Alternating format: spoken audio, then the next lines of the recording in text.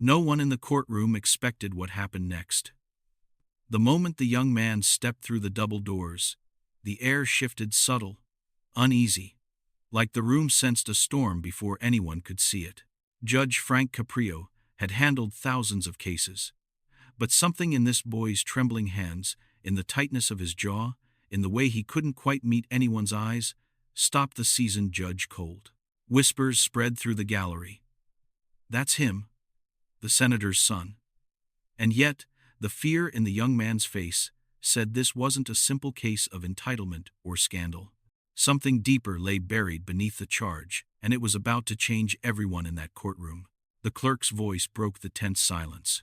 Case number 4821. Elliot Warren, charged with assault and battery, resulting in minor injury.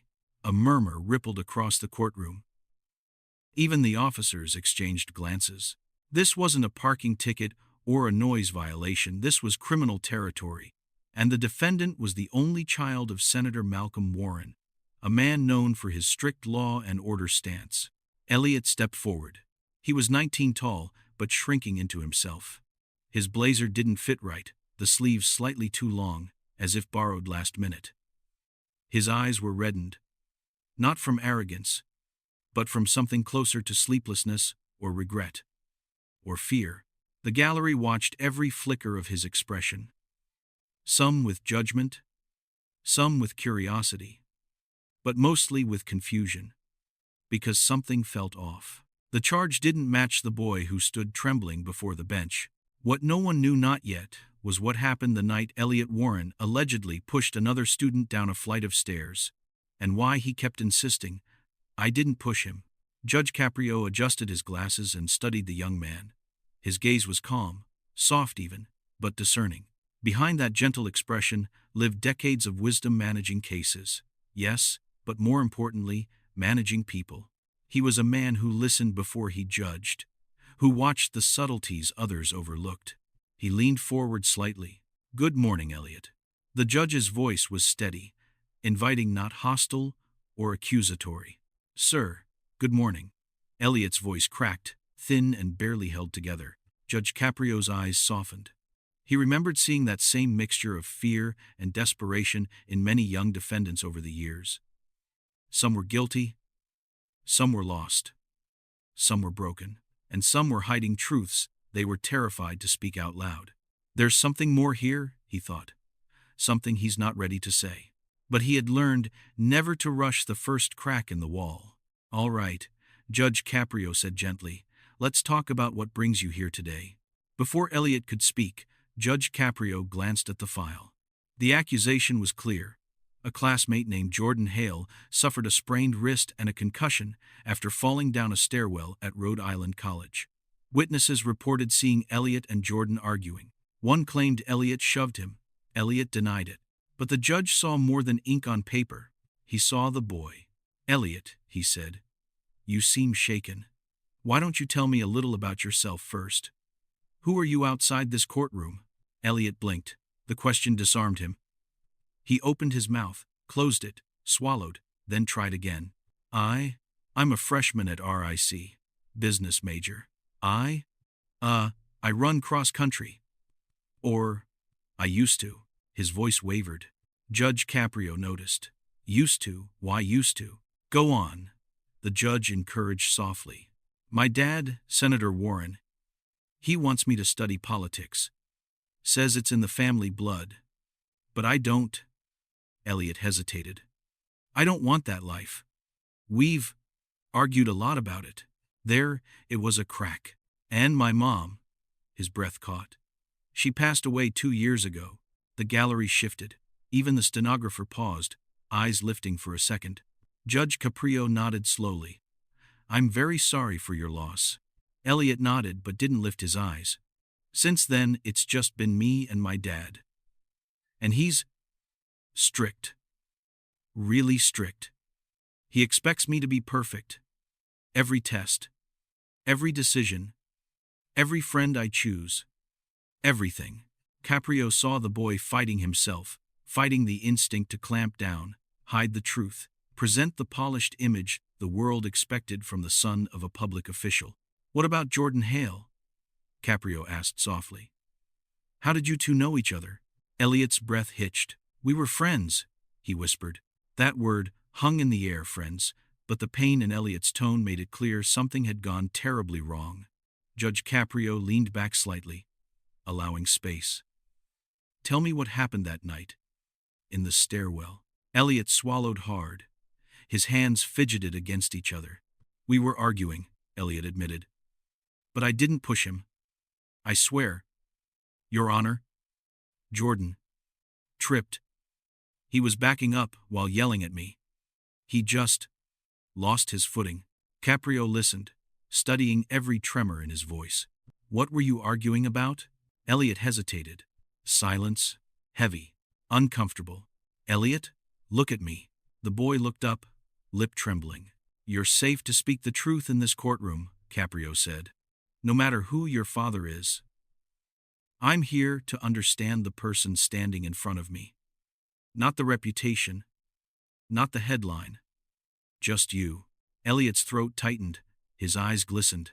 "We were arguing about a rumor," Elliot finally whispered. "What rumor?" "That I—" He stopped, breath shaking. "That I only got into Rick because of my dad. Jordan said I didn't earn anything. That I'm just a spoiled rich kid pretending to be normal." Murmurs filled the gallery. Caprio raised a hand for silence. "That must have hurt," the judge said gently. "It did," Elliot admitted. "Jordan wasn't normally like that. He was my best friend. But that night, he was angry. Really angry. He kept yelling that I'm fake, that people only hang out with me because of my dad." "And then?" Caprio asked. "He stepped back, his heel slipped. He fell. It all happened so fast." Elliot's voice broke. "And everyone thinks I pushed him because they heard us fighting." He wiped his eyes quickly, embarrassed. "I didn't do it. I would never hurt him. I tried to catch him, but I was too late." Judge Caprio was quiet. Too quiet. He tapped the folder lightly. "Elliot, are you aware there's video evidence submitted in this case?" The boy froze. His eyes flashed with fear, real, raw fear. "Video?" he whispered. Caprio nodded. "Yes." Elliot shook his head slowly. No. There wasn't anyone there. I didn't see anyone. Jordan and I were alone." Caprio's expression changed, subtle, grave. The video was pulled from Snapchat. Elliot's jaw dropped. The entire courtroom leaned forward. "You forgot something." Caprio continued softly, sliding the file closer. "A detail you didn't know existed. Someone else was on that stairwell. Someone you didn't see." Elliot's breathing quickened. Confusion, terror, and hope flickered all at once. "Your Honor," he whispered, voice trembling. What's on the video?" Caprio adjusted his glasses, and then he said the words that made Elliot's knees almost buckle. "It shows the moment Jordan fell." The room erupted. Gasps, murmurs, eyes widening. But Judge Caprio raised his hand for silence again, his gaze locked on the boy in front of him. And then, with a gravity that made every heartbeat in the courtroom pause, he added, "And Elliot, it shows something else, too." Judge Caprio let the silence stretch just long enough for the weight of his words to settle like dust over the courtroom. Elliot stood frozen, breath trembling, face pale. "Something else?" he whispered, barely able to push the words out. Caprio folded his hands. His voice softened, but held firm authority. "Yes, but before I explain what's on that recording, I want to ask you something." Elliot swallowed hard. "Is there anything at all you haven't told me?" The boy's eyes darted downward. His lower lip shook. His shoulders curled inward like someone bracing for impact. "No, sir," he stammered. I told you everything." But Judge Caprio saw it. A flicker, a hesitation, a shadow of a truth held back. "It's my job to see people clearly," Caprio said gently.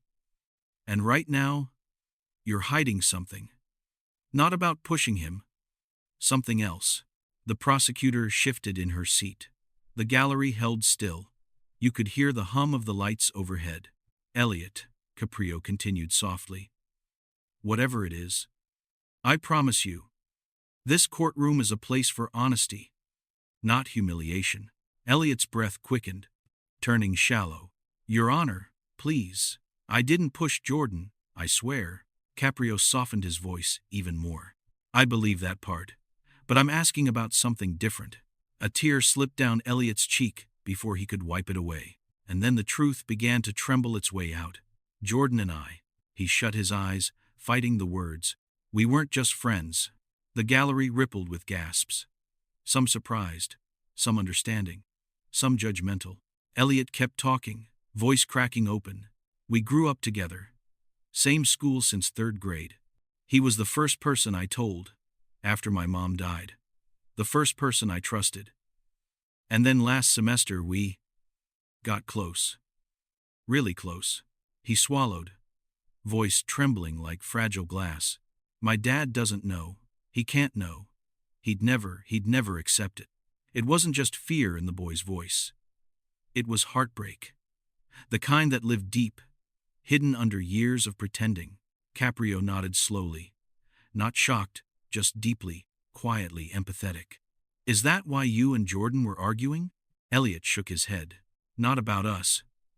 Jordan was upset because he didn't want to keep hiding. He told me he was tired of being a secret. He wanted to tell people. He said he was done pretending we were just roommates, or just study partners, or whatever lie we came up with next. His voice broke. I panicked. I told him now wasn't the time. That maybe after finals, or after my dad's re-election campaign, or after he cooled down. I kept pushing everything to later.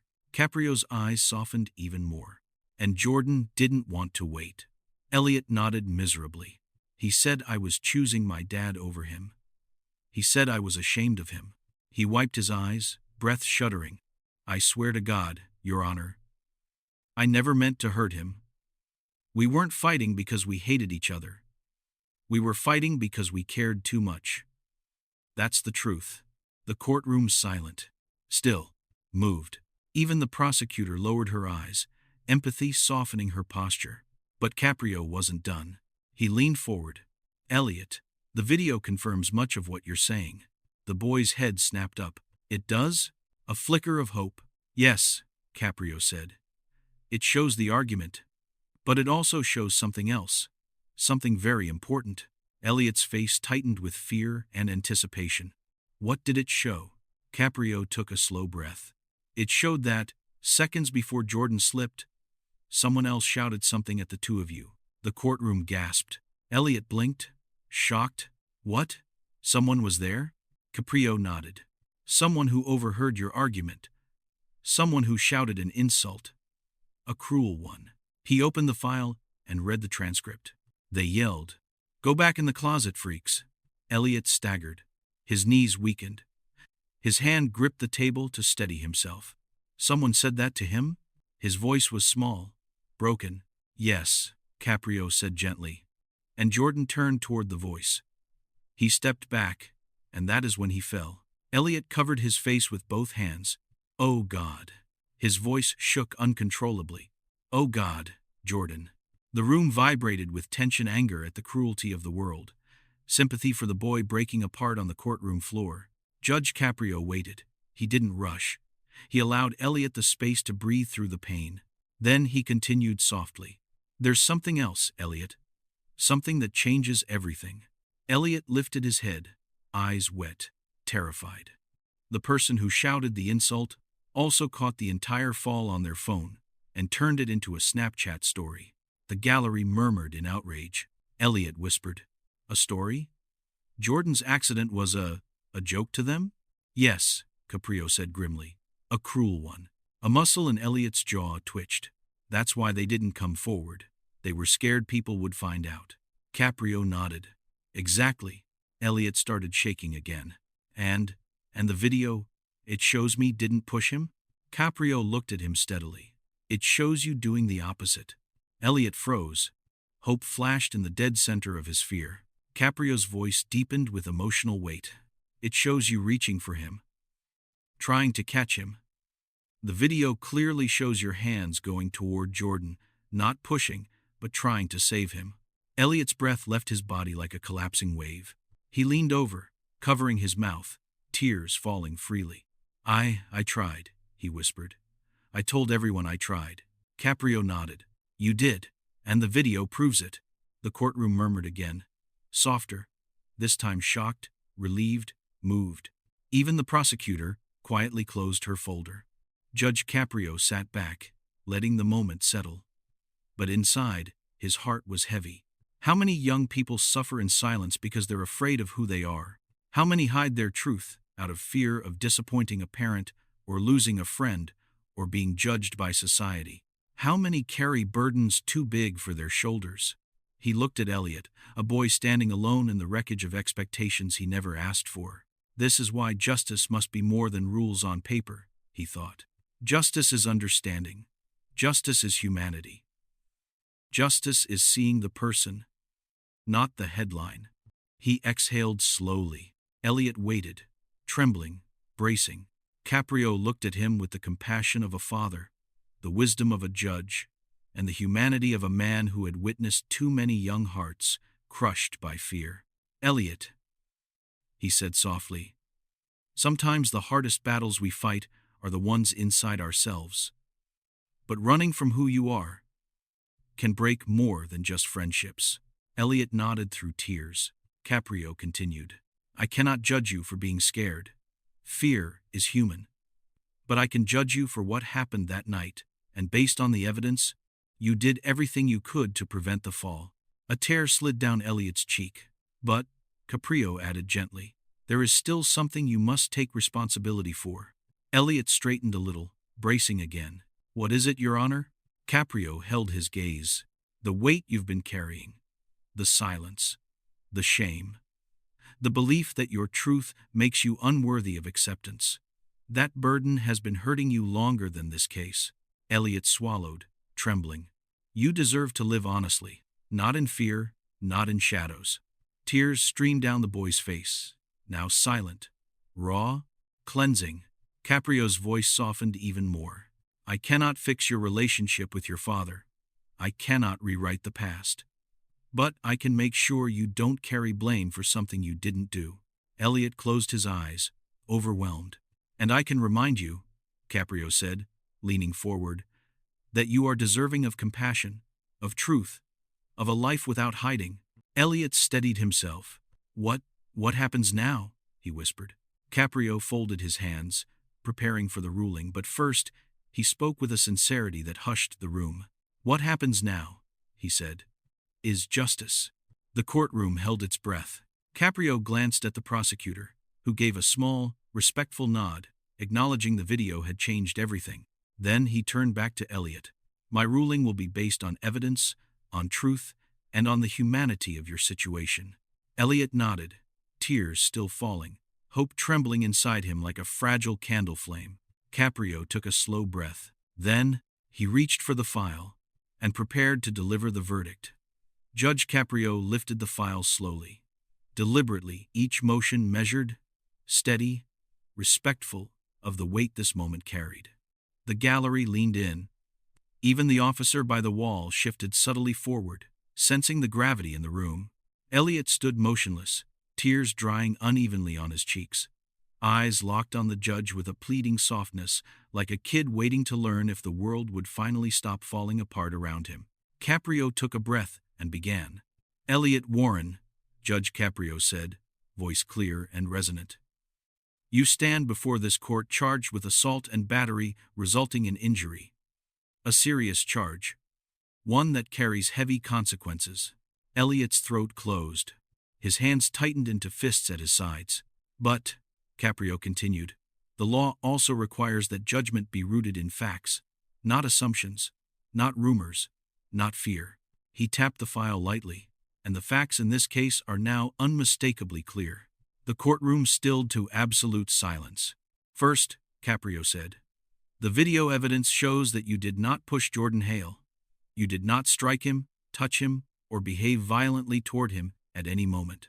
Elliot's eyes glistened. Second, The video shows that Jordan's fall was caused by a hostile bystander shouting a cruel slur, startling him into stepping back.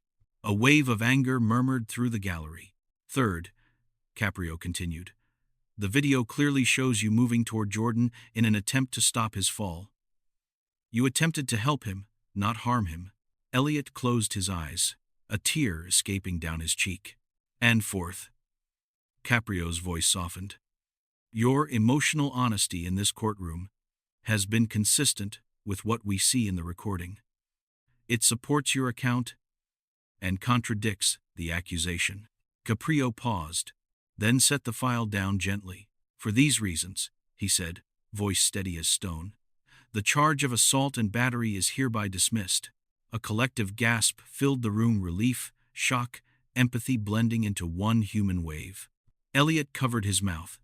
His knees buckled slightly, and he had to grip the defense table to keep upright. But Caprio wasn't finished. He leaned forward, hands clasped, gaze fatherly and firm. However, I would be failing in my duty as a judge and as a human being if I let you walk out of this courtroom without addressing something far more important than any criminal charge. Elliot looked up, wiping his face, breathing shaky. Caprio continued gently. You've been living under a shadow, Elliot. A shadow of expectations. A shadow of fear. A shadow of hiding who you are because you believe the truth will cost you everything. Elliot nodded weakly, tears threatening again. And maybe, Caprio said, it will cost you something. Honesty often does. But it will never cost you your humanity.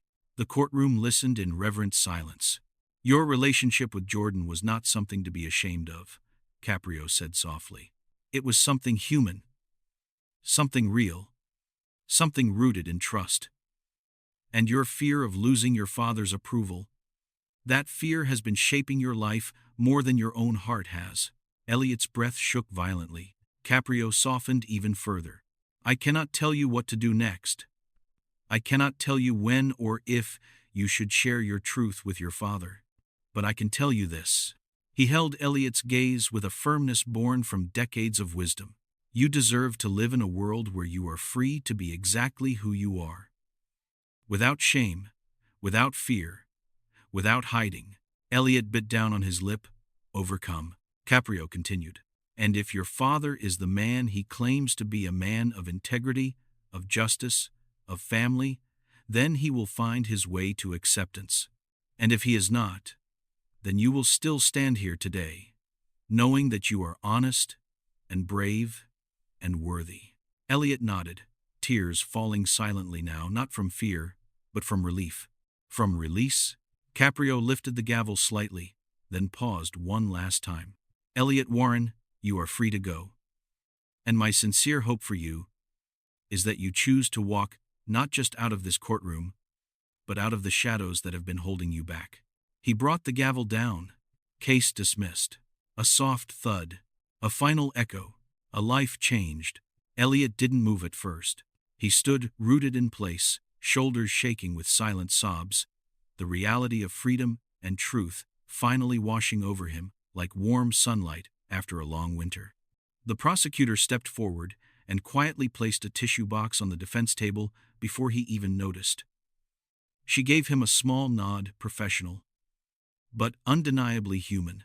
Even the officer by the wall wiped his eye discreetly. A few members of the gallery stood, just stood, offering small, respectful signs of support. No applause, no spectacle, just humanity. Judge Caprio removed his glasses, cleaned them slowly, pretending not to notice the tears gathering in the corners of his own eyes. But he noticed everything. As people began to shuffle out, Elliot turned to leave, but stopped when he heard Caprio's voice. Elliot? The boy turned.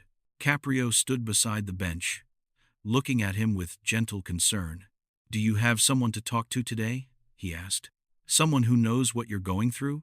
Elliot hesitated, then whispered. I don't know. Caprio nodded thoughtfully. You don't need to figure everything out today, the judge said warmly. Just take one honest step at a time. And if you need guidance, there are people who can help. Number 4. Elliot nodded. Caprio offered a small, wise smile. And Elliot? Yes. Sir, you showed a great deal of courage here today. More than you realize. The boy swallowed hard. Thank you, he whispered, voice breaking. For everything. Caprio nodded, a fatherly softness in his eyes. You take care of yourself, son. As Elliot stepped out of the courtroom into the hallway, sunlight pouring through the tall windows, dust floating like glitter in the beams, something inside him shifted. For the first time in years, he felt light. Not because the charge was dropped, not because the truth was finally seen, not because the world suddenly became kinder, but because he finally let himself be seen. Every person carries their own chambers of secrets, their own shadows, their own fear of disappointing the people they love most. But truth, real truth, has a way of cracking those shadows open and letting light find its way through. And sometimes, all it takes is one moment of courage, one honest breath, one person who chooses compassion over judgment. Judge Frank Caprio had seen thousands of cases, but this one reminded him and everyone who witnessed it that justice is not just about laws. It's about humanity. It's about understanding. It's about the power of giving someone the chance to step out of the darkness they've been living in and into the light they deserve.